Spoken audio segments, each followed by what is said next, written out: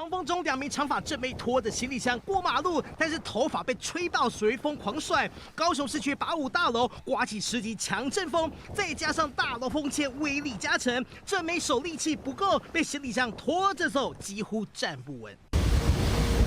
女骑士经过一心民权路口，瞬间静止不动，趁风小一点，手轻轻催油门，双脚用力往前滑，不敢用骑的，就怕瞬间摔车。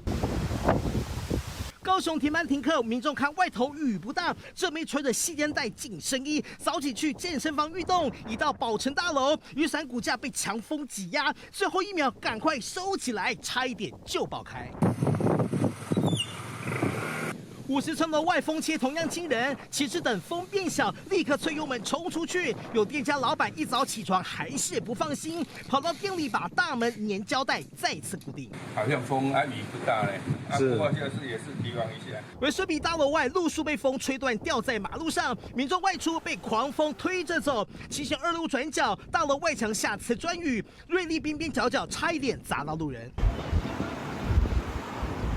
10号下午3点半左右，小港机场客机狂风中降落，机身歪一边，蟹行进场。一着陆，机师立刻把机头摆正。包围台风看似离高雄比较远，但瞬间刮起的10级强阵风威力依旧惊人，尤其是大楼还有风切，正妹被行李箱拖走，机车在路口静止不敢动，就怕油门吹太用力，连人带车喷出去，摔得满身伤。记者叶伟、刘志之、王书宏高雄报道。